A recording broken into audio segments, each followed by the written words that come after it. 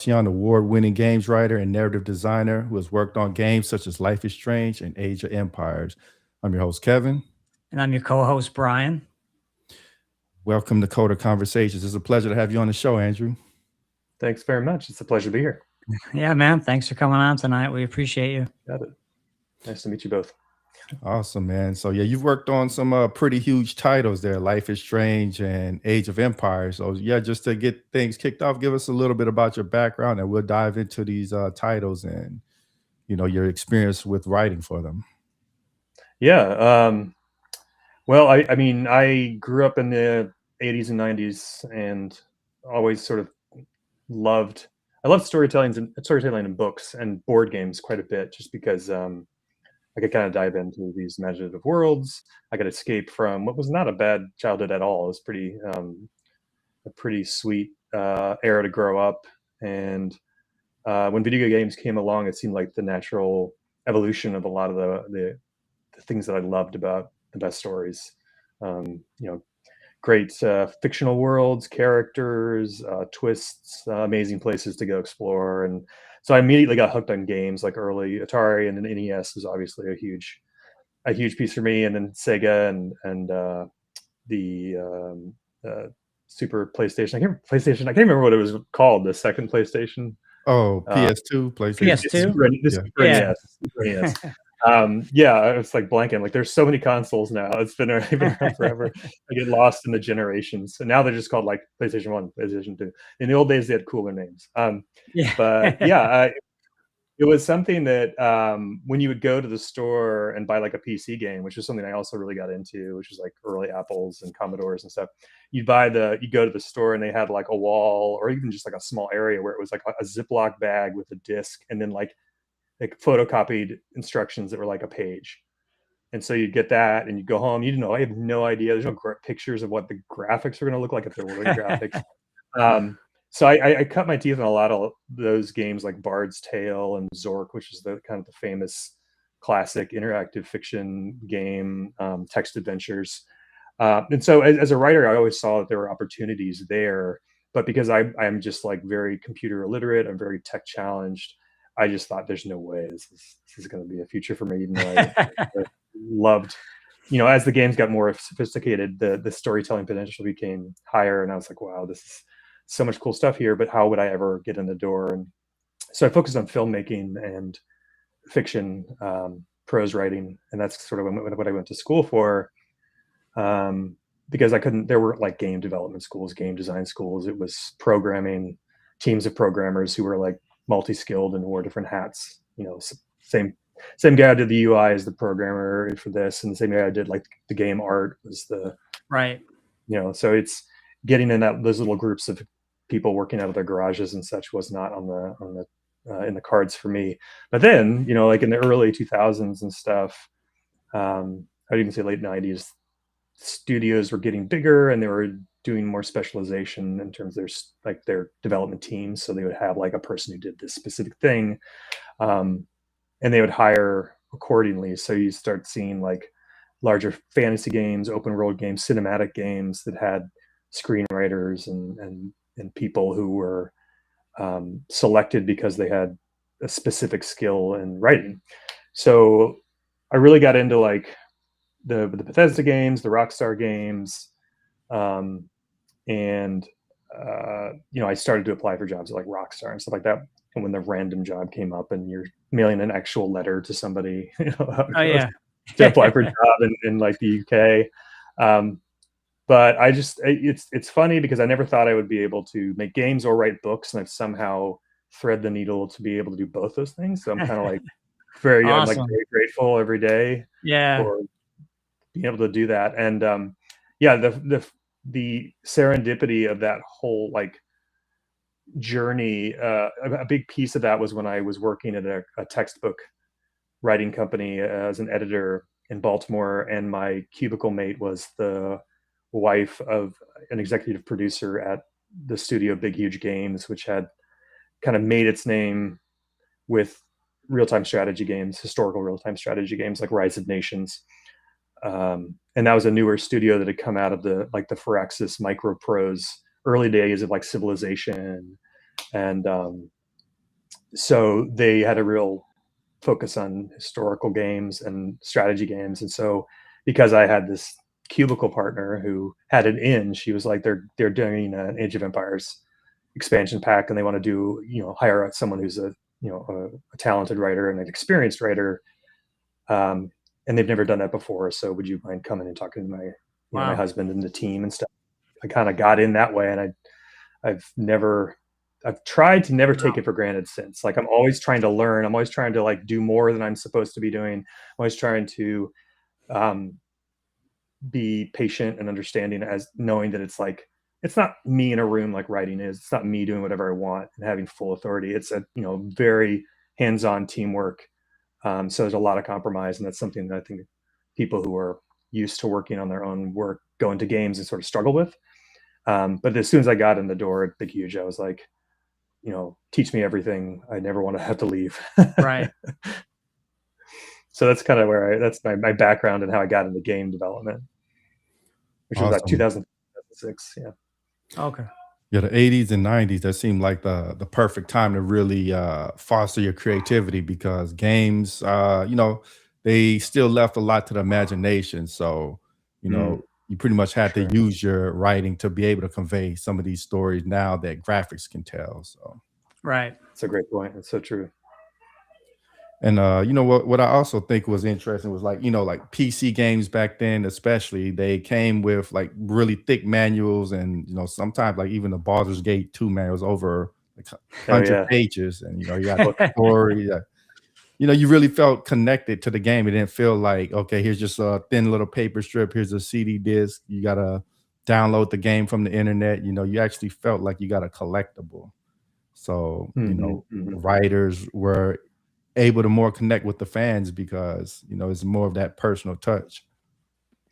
Yeah, I think that there definitely was a heyday when they would do stuff like that, when they would include whether it was like a little tchotchke or before swag was really a thing with the games. They definitely had lore books or maps. I remember maps was a big thing, where like Ultima and games like that would include some sort of map that would show the world so you could actually visualize it. And this is pre-internet or early internet, where getting that kind of, like you said, connection between the player in the game or the creator in the game, and just sort of to fire those creativity and imagination in the person playing it and making the connections, like you're saying, because they couldn't depict everything.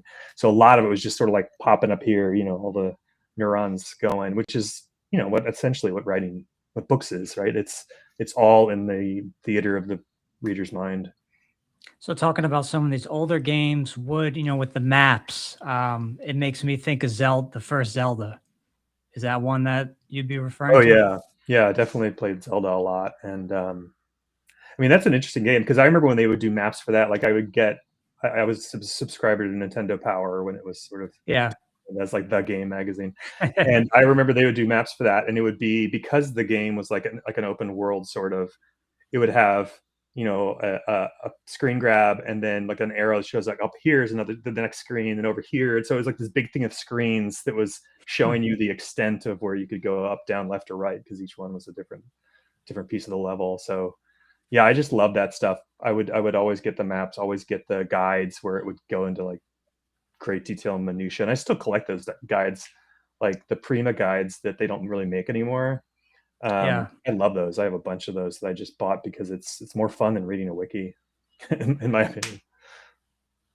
Like video game magazines, they were really like special because you would only get them once a month, and you couldn't just go on the internet and get the latest news. Like, you had to wait for the magazine. And like you mentioned, they a lot of times they had like great artwork and cool interviews. I feel like now you could just get access to information so easily. It kind of it demystifies a lot of cheapens it. Yeah.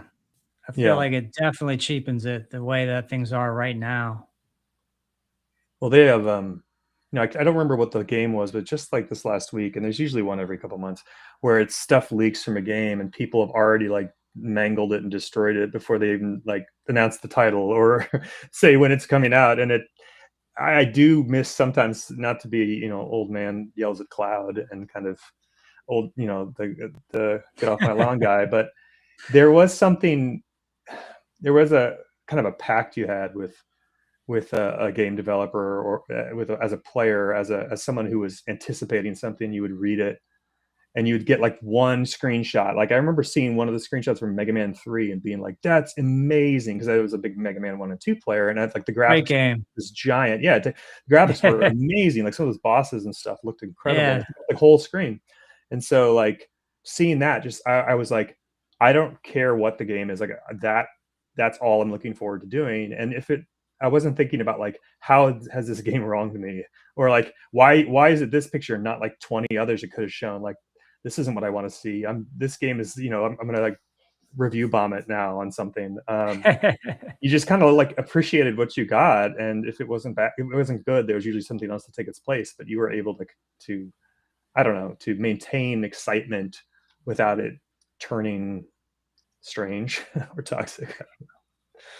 What would you say is your favorite game that you've worked on, to date? Yeah, to what I've worked on. That's a really cool question. I think because every game I've worked on is in a different state of development. Um, Okay. and there's all these factors, right? There's how the studio develops, like what their style is, what their um, process is, and sort of culture. Then there's like the part of the development process in which you find yourself if you're there for a period of years, right? So I've been in games that are in pre-production quite a bit. Like the last game I was on, which was canceled, it had been in pre-production for a number of years. Oh, Uh, wow. but that's like a massive projects, like kind of like the movie Avatar or something. Like you have years of like R&D and like concept art and story breaking and all that stuff. So I've done that before at a bunch of studios, and I've also done like hands-on development where it's like working with an engine. I do that quite a bit, and those engines are different at every studio. So when I worked on Life is Strange and The Expanse, which are both narrative adventure games, and both were at the same studio, Deck Nine, I was working with their tools, which are a little bit more like you would see if you worked as a screenwriter in Final Draft, like the software. Much Okay. more much more familiar to somebody who's a writer, who's a screenwriter. A lot of just basic dialogue arrangement. Like it's centered down the page. It has the name of the character's name, the dialogue, the stage direction, all that. But it then had little Right. pieces here and there that would allow you to code in puzzles and cinematic scenes and all this other stuff.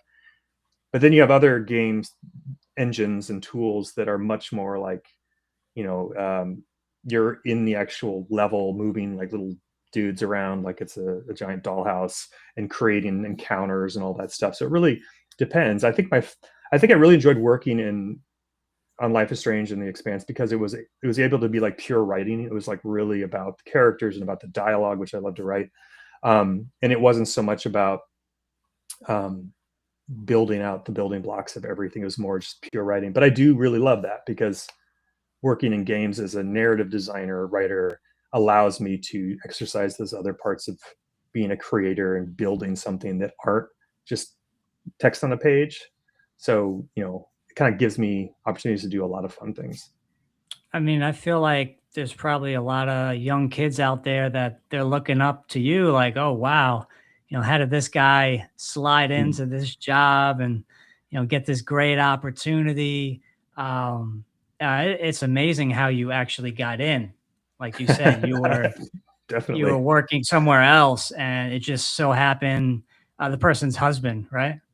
Yeah, the person's husband, and is a That's good crazy. friend still. Yeah, it's funny. So the books that I write typically are for young adults and a age group called middle grade, which is like your classic. It was like the first few Harry Potters were more middle grade, and then they got more young adult as they got darker and stuff. But it's that classic like paperback fantasy series age group, and so I do a lot of school visits and events that are for younger folks. And I often, probably the question I get asked more than anything at schools and at bookstores is an aunt or a mom or a sister-in-law comes up to me and is like, my son or daughter or other person really wants to get into games. Can they talk to you about it? And I usually I'm always give them my information. I'm totally willing to talk to anyone about it. But I mean, that is the most common thing, whether it's a book event or a game industry event, but mostly book events. People are very curious because they usually don't understand their young child's interest in video games because they're of an older generation, maybe. But they know that, like, ooh, this person speaks that language, so maybe they could talk to my kid about how you become a game developer.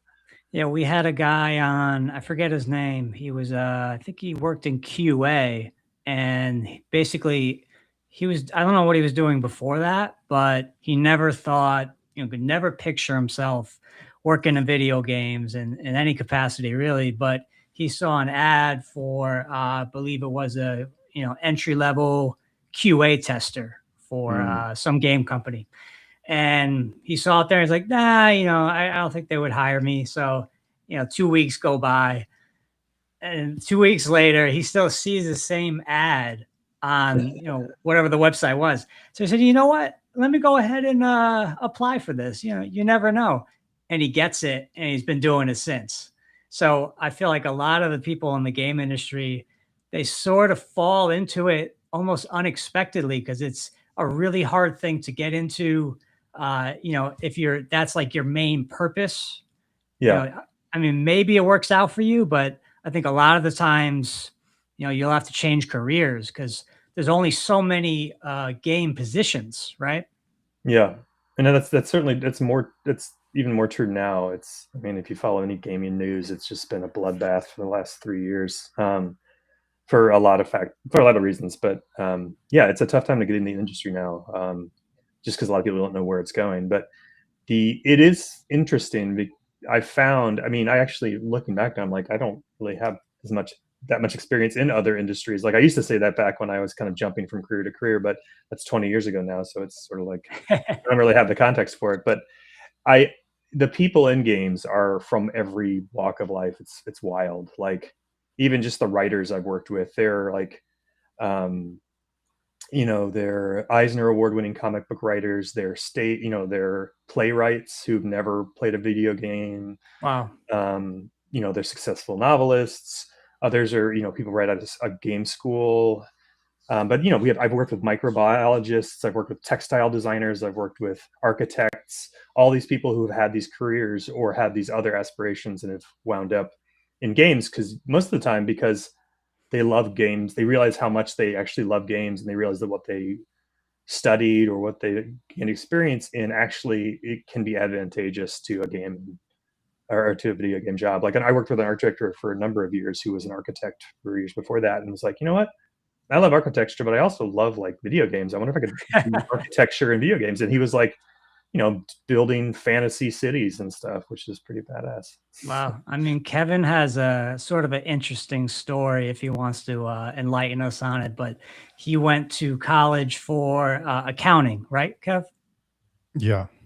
Accounting. And then now he's a programmer. So, go figure. You really never know. I think you were self-taught, right? Oh, Brian asked if you were like a self-taught writer or did you go to school? Oh, no, I was asking you, Kev. Yeah, I'm a self-taught programmer. Okay. It's amazing. I can't, I've tried to self-teach myself things. It doesn't go well, but yeah, I think, if you just sit there and you can kind of suffer through it for a while, you eventually pick it up. Like, like kind of like video games, hard video game. First, it seems impossible, and then the more you play it, slowly but surely, like, you overcome. I don't know if you played Dark Souls. Yeah. Yeah. And Like, Elden Ring, yeah. the first time you come across the boss, you're like, I don't know if you can even beat this guy, but you just, hours later, you're still fighting him, and slowly but surely, you eventually, like, figure it out. And I mean, I think, that's pretty much like any skill. You just have to power through and get through the tedium long enough and then it just clicks after a while.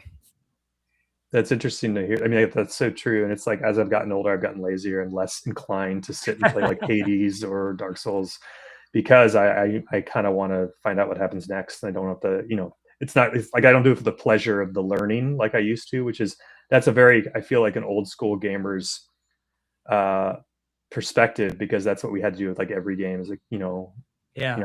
Remember how brutal things like Mega Man were when you first played them. Like, you get through one screen and then you go back, and that kind of that same thing where you had 3 lives or less, and you just Yeah. you Or if you we're speed ran talking it or something.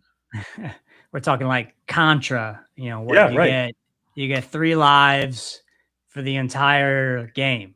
And So then you you have play it to over and over and over again. So You learn I've played that mastery, right? first level, I don't know how many times. The second level, maybe like once or twice. Where do we have all I the don't know time? how people beat that game. It's Yeah. insane. Well, they had that Yeah. code. They You found the use the code, and code, then yeah. like, Up, yeah, All up, right. down, left, right, that's B, A, right. start. Yeah. Well, that's I was my sister-in-law is really big into advocacy for in education, and she works for Children for Special Needs in the Maryland government. And but one thing she was sort of like telling me, my nieces and nephews and my kids, and like a family gathering over the break was over the holiday was like her big thing now is like you don't tell somebody you're not good at, like someone's like, I'm not good at math. You don't say, no, you're not good. It's not that you're not good at it. You maybe need some time to understand it, but like we all have the potential to like get good at something, and none of us are like inherently bad at things. We just sometimes haven't figured out how to learn it, or haven't figured out like what is the way that like motivates us to want to learn it more. And then just kind of getting into the mindset of I'm bad at X or Y, whether it's reading or chemistry, is so self-defeating, because it immediately makes you think like, oh well, I don't have to ever figure that out, or I don't it's not something that could be a life-changing skill or a calling, or that you just haven't understood on your own terms yet. And I thought that was really interesting to So get yeah, Very back. cool. you've been in a career for like 20 years. So how has writing progressed throughout the decades? Like is it significantly different now than it was when you first started? Yeah, I think so. I mean, I think if nothing else, my first few game writing jobs were kind of hard fought to win. I had to Yeah. prove to studio directors and to design leads that a writer was necessary. Um, I mean, I know that I did that for at least my first 3 jobs, and one of them was at Epic Games, where I was like the first writer they ever hired, and I was like, Wow. I felt that as a badge of honor, even though I didn't stay there very long. It didn't last all that long. It was nice to be able to kind of open that door for other writers. I guess they have, a bunch of writers now. But I mean, I think that that's part of a larger diversification of game development teams. Like I was saying earlier, like specialization, going from generalists to specialists. Right. And I know certain studios, I think like the most famous would probably be Valve, still operate under a model of like everybody can kind of do everything. But a lot of the larger teams definitely have, you have a whole cinematic director and Right. team that does, that kind of stuff. And then you have people who work specifically on every aspect of the game. And so I think that the value of writing has gone up and up and up, especially with franchises like Last of Us and, some of the like Uncharted, some of the games that are highly cinematic, linear, and kind of edging toward that um, interactive movie feel or interactive episodes. Yeah. What about something They like often get people. Assassin's Yeah, Creed, something like totally. that? Yeah, because those are really, I mean, like those can Really really. in depth. It's oh yeah, historical, and like the historical stuff is dead on. Like they take a lot of interesting creative choices with the stories there, but they're always usually pretty good. And the thing I love about that series is that they're so different, like one to the next. Oh yeah. And it's kind of funny. I was joking with a friend the other day at lunch. I was kind of like, they're coming out like 3 a year. Like I can't keep track of what's been done, what hasn't been done, like what the characters are. But they're usually really slick, and most of them are really fun. And the stories are almost always good. So I think that it's gotten really good. I feel like we hit a peak with the value we have as game writers in the last few years, because right now, of course, one of the most at least on the surface, it appears to me as a game writer and a designer, the most threatened sort of roles on a game design team. Writing is a big one, because they feel like they can throw in a bunch of NPCs and they'll just like use some sort of AI model to generate like dialogue indefinitely. Right. And they're kind of towing, testing the waters on that. And then same thing with art and Yeah. programming. And so it's kind of all over the place, but writers definitely feel the heat right now. So I don't know if that means that there's going to be a forceful pushback, forceful enough to sort of postpone it for a few years, or I don't know. It's a weird place to be.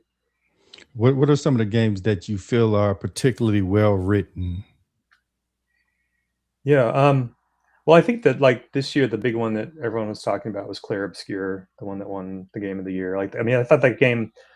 I mean, the writing was really good, but I think overall, like, just the world building, the mood and the tone, and like the story. I would say more of the story and less of the writing was pretty fantastic and memorable and unlike anything we'd ever really seen. I think South of Midnight was really good writing wise.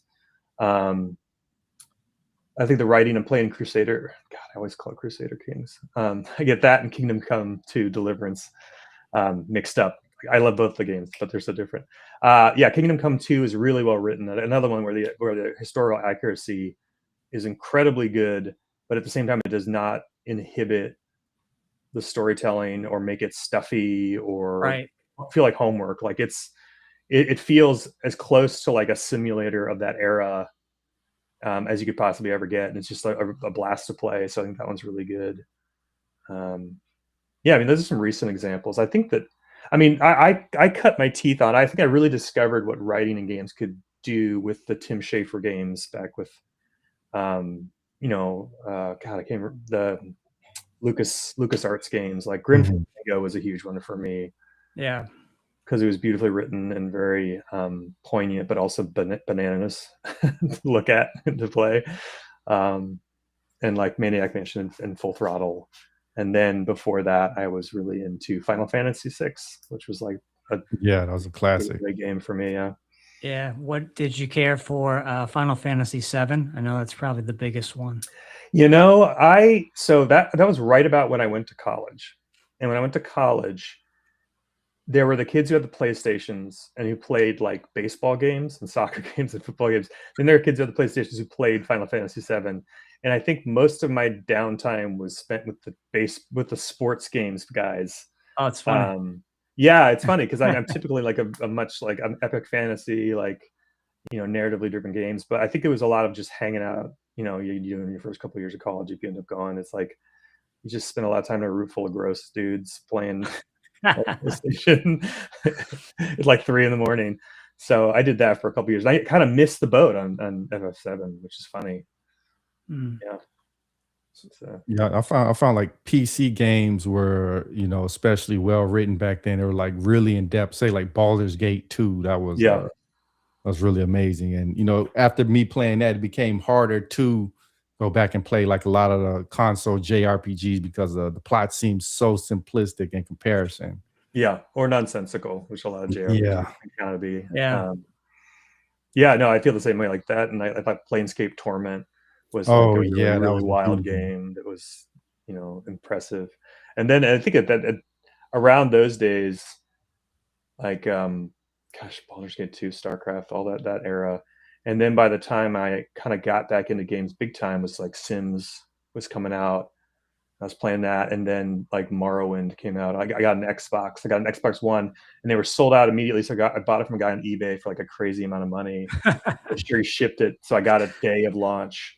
And I Wow. was like totally like my like Xbox pilled before that because I read like the Fall of Reach, the Halo novel that came out 3 or 4 months ahead of time. I was like so ready. I called it was like the classic move now, but back in the day, I don't think it was classic. I like called work off. I called Yeah. in sick so I could go to the post office, get my eBay Xbox, go home, and then marvel at this like giant, heavy ass thing.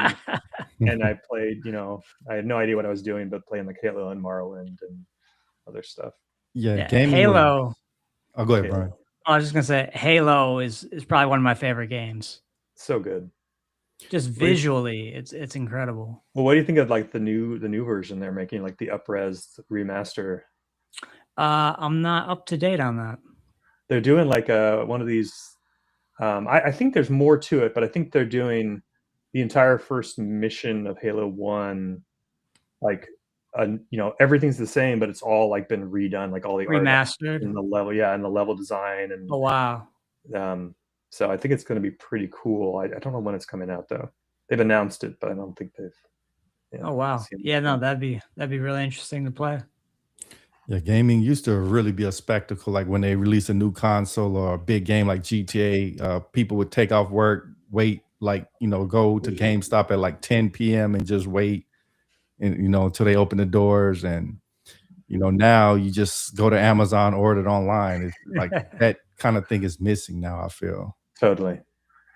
Yeah, no, I think you're right. I think that one of the coolest things as a game developer was going to like a GameStop when a game came out and actually like signing copies of a game Oh, and wow. having people standing outside and like cheering when the developers came in, because we went to one that was nearby our studio. I did that for Kingdoms of Amalur: Reckoning, which is a game Oh, and yeah. RPG I worked on back in 2012. And that game was a ton of fun. It was a lot of fun to play and a lot of fun to work on. But yeah, we got that little moment of like celebrity moment going to the GameStop. Like, what kind of writing did you do on that game? Let's see. On that game, I did a lot of quest work. I did, a game like that has a lot of pre-production and backstory work. Where you're building out the world.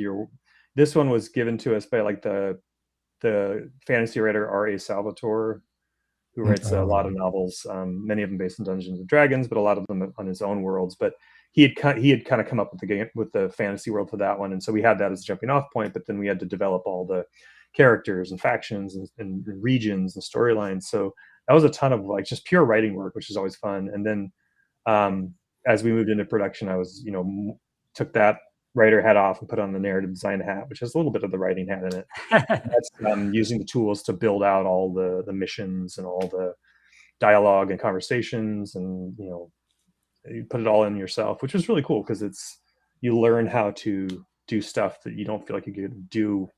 The tools allow you to bridge the gap between being somebody who knows how to actually program stuff and somebody who is uncomfortable with tech tools and things. It gives you the ability to do really cool things without knowing a lot, and it's very empowering to have that. For our listeners, would you be able to describe what pre-production is like on a game? Yeah. Again, sure, it's different for a movie. Yeah. Oh, yeah. And I think it definitely depends on what your timeline is, right? Like if you have to get external funding and get a lot of investment in order to make a game, you have to create your production calendar accordingly. So you can't have like a ton of pre-production because every day someone works, it's called a burn rate, which is like how much money is spent every day on the staff just to keep them employed. And like so when you usually with a pre-production, it's a smaller team. It's usually either like a creative director, concept lead, art director. It's a lot of leadership, sort of figuring out what makes the game special, what the game looks like, what sort of the story is, the tone is, and if you're lucky, then if you're lucky, you also have something like a mechanic or a feature that is really fun. Like some of the studios I've worked at, and I think wisely so, have like played around until they found something that's really cool, and then they build a game around that. So they already know sort of what the nice is, what the fun. They call it like finding the fun. And some companies go, we're gonna make this huge game. It's gonna be amazing, and they get like 2 or 3 years in, and they realize that like they don't really know what the game is, and it kind of falls apart in the middle of production. Yeah. What happens in that kind of scenario? I mean, not you sometimes project gets canceled, studio goes out of business, you get an extension, and then you have to like convince the publisher to give you more money. It's like an ongoing series of like proving why you should keep making this game, right? Like a lot of gates. That's to tough. Get funding. It is tough, and I think that's a reason why a lot of games don't make it. A lot of studios, unfortunately, don't make it. And you have to be really smart about plotting your path, right? Like plotting how much you can afford to spend on different stages. So pre-production can be short, can be very long, but a lot of the time it's sort of the design. I would say it's forefronted by design, because then programming is used, depending on what kind of back end or infrastructure you need, but then also what kind of tools you'll need to make the game is often dictated by the design they come up with in pre-production. You don't really want to go into production until you know what you're making and how you're going to make it. Right. What is the process like of working with other writers? Because I know if you have like a bunch of different writers, everybody brings their own flavor to the table. But if you're not careful, it can become jarring because people can see this guy's writing this way, this guy's writing that way. Like, how do you keep it cohesive? Yeah, that's a great question, and that's um, most of the time that's like a narrative director or a creative director or a lead writer. Um, the and I think that's done successfully. It's more successfully at different places than others. Um, and the the style with the style with which you actually write the content is also very different depending on the studio. So like when I worked at Deck Nine, which had episodic narrative adventure games that were written like TV, so they had a writer's room style of process, and that was a group of people in a room breaking a story or cracking a story and understanding it, and then you would often delegate pieces of an episode or scenes to different writers, and then you'd come back together with that stuff and talk about it in a group. So there's a lot of long meetings where you're doing that, and so it felt a lot more like a TV's writer room or a TV writer's room. Uh, Interesting. and then it's up to the lead writer, or like I said, or a narrative director, depending on how the responsibilities are divvied up, to sort of take that stuff and sort of give it a nice gloss, give it the consistency pass, talk with the writer to be like, hey, I've noticed this and this. Should we try doing something different there? Or like, so it's very back and forth, very open and collaborative. And then I've worked at places where there's just so much to make, and that the writing itself, while the quality is like, they hire good people, so the quality is going to be high. Um, there's less oversight where it's sort of like you're just making stuff at a crazy pace and you're working really hard, and then people do go through and they like write up bugs or write up feedback that like you sit down, you play through a level, you play through a quest or a mission, and they say, oh, we could move this around, you can delete this part of it, these lines don't really make sense, and you kind of do it that way, which feels a little more appropriate for games as opposed to TV. So yeah, I mean, What's it's like the everything, it depends on where you are and like who you're looking at, right? Like yeah? different. What's the process like at Bethesda? Can't talk a lot about it, but Okay. it's definitely very collaborative and very hands-on, in terms of everybody's got their fingers in a lot of stuff, which is really fun. Okay. Hmm. So, can you tell us about any interesting characters or just any interesting stories in the industry? Oh, real people or Sure. yeah. Um, well, no, I mean, yeah, in the industry, I mean, I've crossed paths with a lot of interesting, like notable folks. And I'm usually like, I try to be a very unassuming, humble person. Like I said before, I feel very um, fortunate to be where I am. And I'm always trying to make myself indispensable and to be someone people like to work with. I think that's been a huge, I mean, honestly, that's one of the reasons I've stuck around over the years, is because Yeah. I'm a pretty cooperative person. I like to listen. I like to, I don't talk. I try not to talk a lot. I try to listen a lot. I try to understand where people are coming from and not push my agendas onto people or Yeah. be too resistant. Like I definitely work Yeah. with people who are too resistant, and they often don't choose their battles. And Yeah. I remember I've worked with a number of, we worked with like Todd McFarlane when we did art Oh, direction wow. for Reckoning, and Wow. that was always an interesting situation. It was always an interesting relationship because he wasn't somebody who was like on site giving feedback on a daily basis. He was somebody who was off doing like three other things, trying to get Spawn made, work on his toy company, doing shows, all that kind of stuff. And he would appear, and we would have to sort of like give him things to look at and get his take on them, and then sort of, if he had ideas, sort of take that into account, but also knowing that like the day-to-day life of what we're doing, we can't kind of do it that way. We can't wait around for someone to sort of make a declaration and then just change course constantly, because there's so much money going on, and there's you know, a lot of work that was already in progress that other departments were working on and everything. So it was always, you know, there are always people like that at studios, whether it's like the head of the studio who's kind of a well-known auteur game person. Like I worked with a couple of those.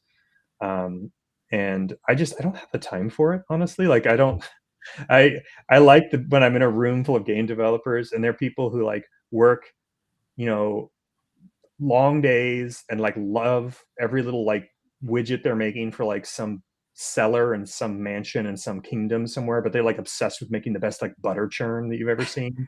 And they'll stay there until like 8 o'clock at night to make this thing super good. Like that, those are the people that I like love to work with and respect so much, is because they're not the people who sort of get the articles written about them in Kotaku, Right. show up from time to time, but don't really know what's going on. There are tons of those, and there's always going to be, and like there's tons of them at different levels. Like you have people at studios that can be hard, or people at publishers, and then people all the way up to like Microsoft execs or Nintendo execs who you constantly hear talking about things and getting quoted on the internet. But I mean, it really does. I think fans can often forget that it really comes down to like these small groups and large groups of people who come in every day and have some part of the game they're working on and like care a lot about it because they're players usually. Well, not usually, like they're always Right. They understand how much it means to people. Well, that is a great point because like the collaborative efforts of a team, they're often attributed to one person. Just let's just say, for example, Tesla, like, oh, Elon Musk, he's super smart. I mean, he is smart, but he didn't create that car by himself. It was Yeah, all the right. people he hired. So yeah, Yeah. it's unfortunate that the people who are on the ground floor, they often get overlooked, and all of their contributions get melted together and attributed to this one person. Yeah, I mean that's what they always said about about Steve Jobs, right? Like Steve Jobs. Yeah. he kind of show up, give a couple pieces of feedback, and I mean the guy was brilliant at what he did, which is sort of like take all that stuff and combine it into something incredible that you couldn't see. Like, you couldn't see this forest for the trees, but like there were all those people who were like spending their nights at the office trying to get it done for him for the show the next day. Yeah. So I know we did touch on AI a little bit, and I know it could probably be used to create this dynamic dialogue, but I don't think it's gonna like people could see AI art, and they're probably gonna be able to see like AI stories. Like even when I'm on LinkedIn, I can kind of tell when somebody probably used AI to write this post. So I Yeah, think 100%. Yeah. really good writers, they're gonna inject that touch of humanity that you can't replace with AI. Yeah, I mean, I certainly think that's true. I think people are too idiosyncratic. I think the brain is something we don't understand. So it's tough to sort of recreate that. Whatever AI Right. is going to be something we've never seen before, and it's going to be. The funny thing about it too is that like, unlike, I mean, I guess we're that same way, but our stimulations are like, physical sensation. Our input is different than what AI's input is going to be, which is going to be all the stuff that we've made or that we've Right. discovered or learned. A lot of it really, really dark and bad. But we're different in that we've like lived a lived experience in the world. So it's like it is not ever going to be able to recreate what we do. And to me, I think the real what's going to determine where we go with this stuff is going to be people's desire for it. And people, I think that we're in an era right now where people are getting like washed over. This stuff just washes over people, whether it's like politics or whether it's Yeah. technology or it's just you can't stem the tide of some of this stuff, and you don't know how what's going to end up being left behind when it's all over and done. And I think with the AI stuff, I think people could very easily just become so numb to it that they accept it, and they'll easily go see a really crappy AI movie because they can like take a gummy and go see a stupid and like laugh with their friends because everybody looks really pretty and it's a dumb adventure movie, which a lot of our movies are right now anyway, written by Right. people. So it's kind of like, I think there will be huge groups of people who will be fine with it. Like they're not looking for more, they're not being more discerning. My hope is that the people who are more discerning will actually fight for art. The other thing, I mean, I wonder if you feel the same way, but I feel like AI is being, it's obviously being used in all the wrong ways. Like it should be used to Yeah. Oh yeah. cure, it should be used to cure climate change. Like all this stuff that's like real and like so perfect for, Cancers. yeah, perfect for AI to like crunch numbers and find solutions and think ways we've never thought. But instead, we're like trying to make like the humanities extinct. We're trying to like Yeah. poetry, writing, video, like filmmaking. You're like, these are things that like are uniquely human. So go do do the stuff that we need solved that you're really probably good at. Stop Yeah. trying to figure out how to recreate some like Miyazaki movies. Right, right. Yeah, it Anyway, should be used to automate away the tedium so that we have more time to be creative. But a lot of people are using it to, oh, I'm gonna create this faceless YouTube channel. I don't have to do anything. The AI is gonna automate the script and put these little pretty pictures, and I'm gonna make $1 million. Like, yeah, I don't really and think it should be used for that, but if the profit incentive is there, somebody's gonna do that, unfortunately. that's so true. Yeah, Or even like in music, we have AI artists now that I believe are signed to labels. So yeah, that to me, as a drummer, I look at that like, what the hell is this? How is this even happening? Because yeah. well, you think back, I mean, I was born in 87, but in the 80s, the drum machine came out. Hmm. And a lot of drummers at that time were worried, okay, this thing's going to take our jobs. But, of course, even now with like hip hop acts, you're going to see a live drummer, a pop star like, what's her name? Selena Gomez or Sabrina Carpenter, they have a live drummer. And in the studio, a lot of times there's a real drummer. They might quantize everything, make it Right. all perfect. But a lot of the time, a real drummer is coming in and, on the session and laying things down. So it's, I don't know what way AI is really going to go. Like you're saying, it could go any which way, really. We have no idea. Yeah, I mean, it's kind of exciting in that way. I mean, I just wish the people who had the power to actually decide what we're using it for were a little bit a little bit more prudent and pragmatic. Like I'm not like opposed to it. I'm just opposed to the way it's being. I think the way it's being used is like backwards. To be honest, I think that the world would be a much better place if we could actually harness its power. But I'm also, like I said, I'm being pragmatic. Like when it comes to the creative stuff, like I'm trying to figure out ways that to understand it. So maybe I can actually use it to make certain aspects of my process better, but I have yet to really find that. Yeah, I So think I Right. mean, it's crazy. They're like Spotify's like #1 artist is an AI artist. Like right. that's bananas. I can't. Yeah. It seems like, professionals, creative, they kind of have a different view of AI than, maybe upper management. The creatives, they look at, okay, this is a tool that, maybe can enhance what I'm doing. Okay, I'm a writer. It can research, so I don't have to, go through different books or whatever. It'll create a quick summary, and now I have this versus, upper management looks at it as, oh, it can replace the writer. So instead of paying this guy 80,000, um, now I only have to pay him like a pittance, like instead of paying a writer 100K, I'm gonna have this AI do the writing for $100 a month, and that's unfortunate. Yeah, Yeah, that is the problem because people are going to get lazier and lazier. And I mean, what's already happening that I've seen, because I'm on LinkedIn a lot doing marketing and stuff, networking. You're starting to see that junior developer positions at tech companies are going away because they're replacing that role with something like Claude or Chat mm, GPT.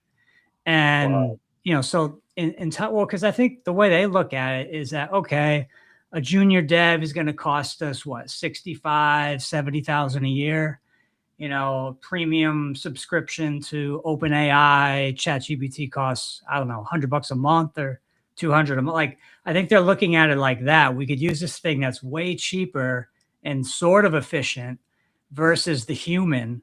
But I think a lot of these places are shooting themselves in the foot because ultimately, what happens once all the senior devs retire, which at some point will happen, if you have no junior developers, how are you developing people up the ladder? That should be interesting to see played out. Yeah, they definitely. I've been on the job market a few times in the last 5 years, and like just seeing um, the the emergence of these sort of prompt writers as being like a writing position in games, or in a lot of places where it's you're looking at it, it's like, oh, games writer, and you look at the details, and it's like, oh, you're writing prompts, or you're writing like you're teaching the AI stuff, which I think that's maybe the goal for a lot of these and these like kind of pushes is to eventually have humans just sort of be the babysitters for AI and like have like a couple of them who are employed, and then the rest of them are I mean, in video games, and I think in most places probably, but it's like the institutional knowledge, right? Like if you have a studio that has been around a while, or a team, even if it's not at the same studio, that has made amazing games for years and are the best at it, that's not something you can reproduce overnight. Like that's something where like especially when they like close whole studios or like cut teams that have been together for decades, it's like you're losing so much value there. But like you're saying, it almost feels like sometimes they want to get rid of the humans who are Yeah. the black, the harboring all that knowledge, and kind of the black boxes, and just make it something where like the AI kind of is the one who learns, and then that way the AI, like by the time it's been there a little while, it like knows everything in the same way. I definitely agree with what you're saying before that, AI, we should be using it for, curing cancer, AIDS, all different types of viruses, cleaning up the environment, solar, wind, all these technologies that it could really be super zoned in on, but it's not. It's, replacing junior web developers and replacing graphic designers, so it's really strange. Like you're saying, the usage of it so far seems to be to replace humans versus to help humans. And I think it's eventually going to come crumbling down because AI, it creates a derivative product. You train it on books, but somebody else has to write the book for it to train on. Can it really create something out of scratch? Can it create something brand new? And if there's nobody there to create that new thing, then what is AI going to train on? So It'll it will scavenge its own bones for the next great content.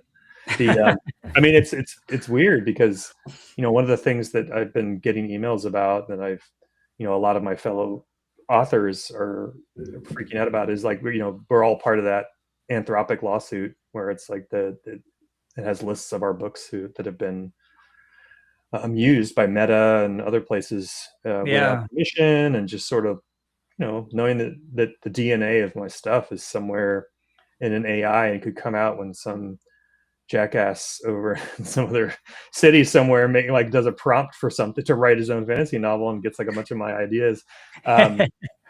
Or it's so strange to think about, and the fact that we had no precedent for any of it, I mean, just means that we're going to be so far behind.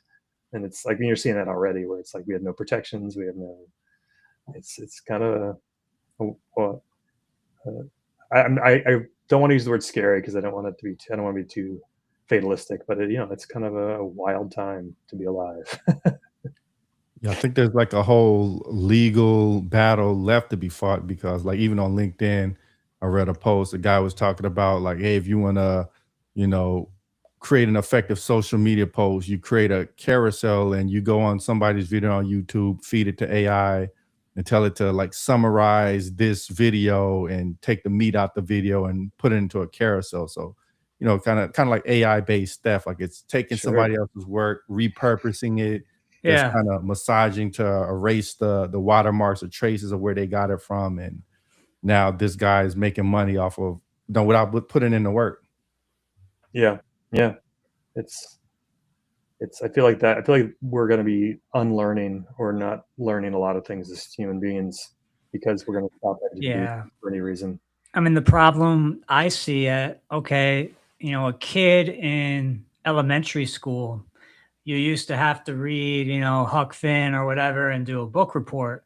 Now you can just jump on Chat GPT, say, hey, write me a book report on Huck Finn that's 20 pages long and has this kind of intro and has this kind of conclusion. And then boom, a couple minutes later, a couple seconds later, it spits out an entire book report that, if you give it the right prompts, it'll be similar to your writing style. So, as far as teachers go, I don't know how they're really going to know, because it's so intricate with the writing. Like you said, it's a very interesting time to be alive right now. Yeah, and I think a lot of it, like I was saying before, I think a lot of it has to do with people caring enough to care, right? It is. Right. So I'm in the midst of my youngest, uh, my youngest child is now in the process of applying for colleges, and so we just went through the whole like college essay thing, which is like every school has a different system that they're using, whether it's like they're paying for a service that's running everything through AI, review checks and all that stuff, and they're coming down pretty hard on anybody that's suspected of doing it. But like there's some audit process, but like there's that, and then like I also just recently was doing some judging for writing, like a national writing contest, that I do from time to time, and it's of high school students and middle school students, and there's also a whole other process that the company that hosts it is using to if you first suspect something based on what it is, then you push it to you give it to somebody, and then they check another level of check, and then they speed it to a machine. It's like all this strange stuff, but it's like I think we're not realizing what a disservice it's doing to people who need to learn how to communicate with other people, and then how to express their ideas. That Yeah. and the fact that there's been suicides Yeah. from these chatbots. You have, a kid that shouldn't even be talking to the chatbot, but they are. They somehow get a hold of it. And then I remember one story. Basically, the AI bot said, "Hey, come join me, come be with me." So the kid mistakenly thinks, "Okay, I'll take my dad's gun, shoot myself in the head, and then I'm gonna go join this AI in some virtual world." But the reality is, you just shot yourself in the head, and that's it. Yeah, I don't know. Scary stuff. But hey, man, yeah, we're at the top of the hours. That was an amazing conversation. Before we get out of here, did you want to leave our audience with any closing thoughts? And where can we find you at? Yeah. Well, I mean, I did want to say thanks again, guys. This has been an awesome conversation. Went in some really fun directions. And it's always fun. It's always like I enjoy revisiting and kind of reflecting on things that I've done, and how I've gotten where I am now. So thank you. A lot of fun. My just like I guess plugs would be, right now I have a middle grade fantasy series that's out. It's from Random House Children's Books. It's called Spellbinders. It's actually on my hat. Yeah, it's a Oh yeah. really funny fantasy series for kids. Really silly and kind of out there.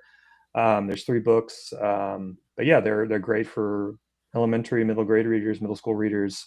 A lot of fun. Those are available now, like pretty much anywhere. And yeah, just keep an eye on what I'm up to. I have a website, andrewauseon.com, that I do not update very often, but I'll put it out there. And then Spellbinders has a website called spellbindersbooks.com. Awesome, man. And we'd like to thank everybody for tuning in. We'll catch y'all next time.